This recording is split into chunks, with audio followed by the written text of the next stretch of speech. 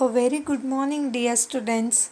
So, today we are going to discuss internal structure of xylotum. So, in that, aerial axis of a xylotum and a leaf. So, first, the internal structure of aerial axis, nothing but a stem region. The transverse section of aerial axis shows an outer epidermis, a cortex and an endodermis and inner stele. So first layer epidermis, it is an outermost layer. It consists of thin walled cells. It leaves so many small pores called stomata. So in the epidermal region you find a stomata and it is covered by a layer of cuticle secreted by epidermal cell and it is outermost layer.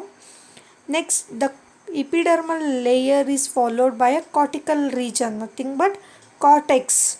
Cortex lies below the epidermis. Three layers are distinguished from the cortex: outer cortex, middle cortex, and inner cortex. So, the outer cortex is made up of thin walled chlorenchymatous cells. These cells are loosely arranged so that intracellular space are distinct. Starch grains may be stored in this region. So, cortex is divided into three zones here. So you can see in this diagram it is a aerial axis of a stem here. The outer layer is a epidermis and it is having a small pore, that's a stomata, and it is covered with a single layered cuticle, and it is next to the epidermis by cortex region. It is of a three layer. One is a outer cortex, middle cortex and a inner cortex. So outer cortex is a loosely arranged chlorenchyma cells, nothing but which help for a photosynthesis, and it is having intercellular spaces. Next it is followed by a middle layer which is having a densely thick walled cells. The middle cortex consists of elongated, densely arranged, thick walled cells. These cells are often lignified. Intercellular space is absent. So in a middle layer here intracellular space is absent and it is also parenchymatous cells only. The inner cortex is multi-layered and is composed of thin-walled cells. So next, inner layer. So it is of a multi-layered and it is composed of a thin-walled cells and a parenchyma cells are present. Thickness of a cell wall decreases towards a stele. So towards the stellar region, the thickness will be less. These cortical cells may contain starch grain also.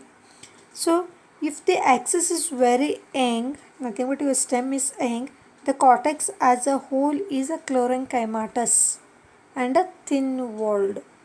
So when it is young, it is a having fully cortical region is made up of chlorenchyma cells. So next cortical region is followed by a next layer endodermis. Endodermis is a single layer and is composed of elongated thin walled cells. The epidermal cells have a Casparian thicknings. So next the endodermal cells. Sorry, it is a endodermal cells having a Casparian thicknings here. So and the endodermal layer is next followed by a stellar region. So the stele is actinostellic protostele at the base of the axis and a siphonostele at the middle of the axis. So when the axis at the base you take a transverse section, then you find a actinostellic protostele, but in the middle you find a siphonostele. The stele consists of a vascular tissue surrounded by a pericycle. Pericycle is always single layered. In the xylotum, the cells of a pericycle are thin walled and parenchymatous at the base of the aerial axis.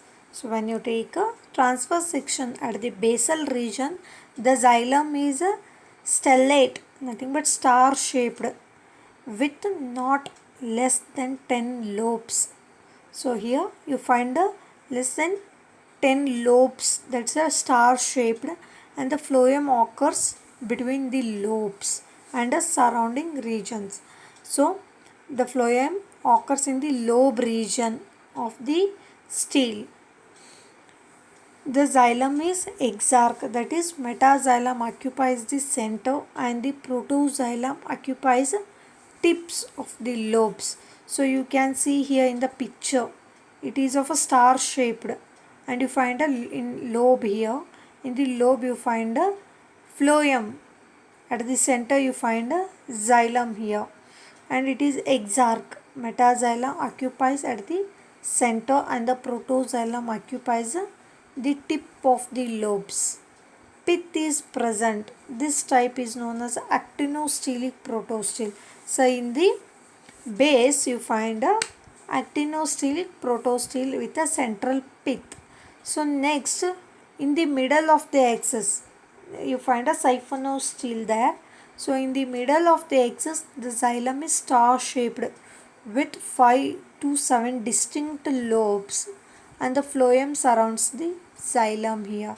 In the middle axis it is of a 5 to 7 lobes here, and it is surrounded by, phloem is surrounded by a xylem. The xylem is exarch here. There is a distinct pith in the center of the xylem.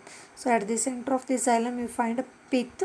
This type of stele is called a actinostelic siphonostele. Near the apex, xylem occurs as a two distinct patches which are surrounded by a phloem. So here xylem is of a two types, and it is surrounded by a phloem. The aerial axis is a triangular in outline. So when you touch, you can feel that it is a triangular, the stem is a triangular in outline. The xylem is assembled by a tracheids only. Here xylem contains tracheids only. The metaxylem consists of a scleriform tracheids, while protoxylem consists of a spiral tracheids. So here two type xylem you find. One is a metaxylem and another one is a protoxylem. So metaxylem consists of a scleriform tracheids, while protoxylem consists of a spiral tracheids. The phloem is assembled out of a sieve tubes and a phloem parenchyma. The sieve tubes are vertically elongated cells with a lignified cell wall and a sieve plates on both sides. So I think you saw the diagram of a phloem, and in that you know the structure of the sieve tubes. There you find both ends with the sieve plates. The companion cells are absent here. The companion cells are absent in the phloem. So these are the structure or characters of the aerial axis at the base and in the middle region. So next comes internal structure of a leaves. The leaf is a small appendages on the aerial axis. So it is small, that's why stem only act as a photosynthetic organ, because there also you find a chlorophyll cells, chlorenchyma cells in the cortical region of the aerial axis. So it is 4 to 8 cells in thickness and is bounded by an upper epidermis and a lower epidermis. You find here upper and lower epidermis, and it is of a 4 to 8 cells thickness. So there is no stomata in the leaf. Epidermis is lined with a layer of cuticle. Epidermal cells are devoid of a chloroplast. So here in the epidermal region you find chloroplast also. The mesophyll tissue lying between the upper and lower epidermis is chlorenchymatous. It is the continuous extension of the outer cortex of the aerial axis. There is no vascular supply. So here in the cortical region you find a chlorenchyma cells, and here it is almost all side you find a chlorenchyma cells. There is no vascular bundles here. So however in Xylotum felicidum a small leaf traces is seen in the mesophyll tissue of leaf. So in the mesophyll tissue of a leaf, you find a small leaf traces only in a Xylotum felicidum example. So here you are not having a, it is not well developed here. The leaf is not well developed.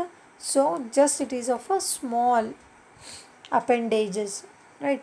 So I think you now you understood the character or structure of the aerial axis and a leaf. So next class we are going to start reproduction of a xylotum. Thank you.